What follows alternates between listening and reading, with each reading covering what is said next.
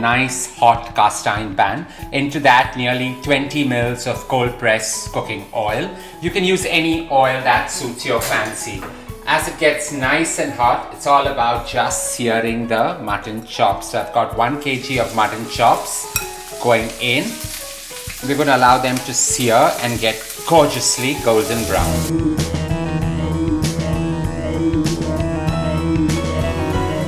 This starry creation of mine has come about with my all-time ardent love for all things peanut butter and coconut. Don't forget to subscribe and hit on the bell icon as we get to searing these chops and creating that fantastic sauce. 4 minutes of allowing this to sear evenly on each side. We're just going to allow it to set on the side, keeping it nice and warm. I'm going to deglaze the pan with about 10 mils of cold pressed cooking oil. Into that, I'm going to infuse it with nearly 1.5 inches of ginger, 6 cloves of garlic finely minced, and nearly 6 chipotle peppers just cut into the finest of brunoise. We're going to saute this till the flavor intensifies and those specks shine through and through. 2 finely chopped onions going in, and we're just going to allow this to saute and get to that translucent pink color.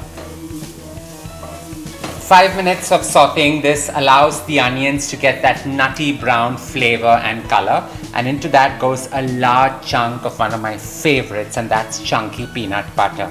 We're just going to allow all this to mix with the onions. As the peanut butter melts, in goes a good slathering of nearly 1/4 cup of sweet chili sauce.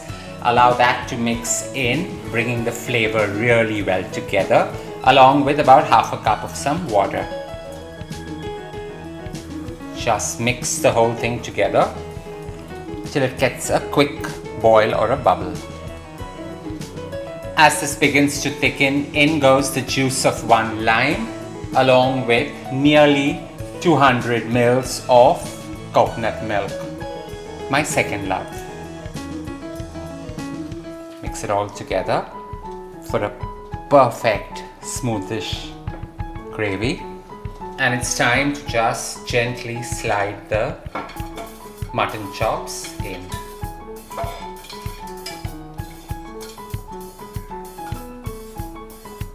Allow it to coat, simmer on the slowest possible flame.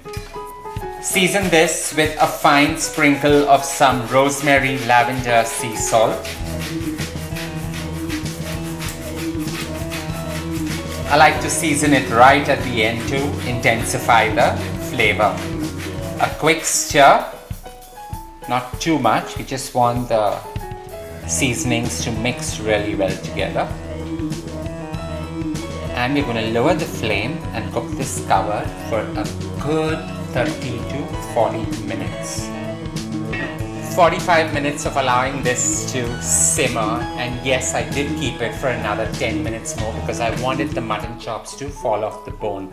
This gorgeous creation is ready, and don't be alarmed by all that excess oil. It's all peanut butter and coconutty goodness coming through. This just requires a nice sprinkle of some finely chopped coriander leaves to elevate it, and switch off the flame.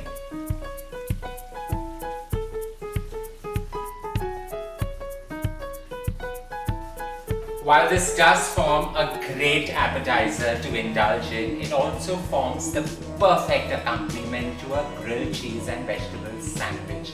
Perfect alfresco dining coming together. Don't forget to share loads of love by hitting on the like button. Stay blessed, and don't forget to leave a comment below.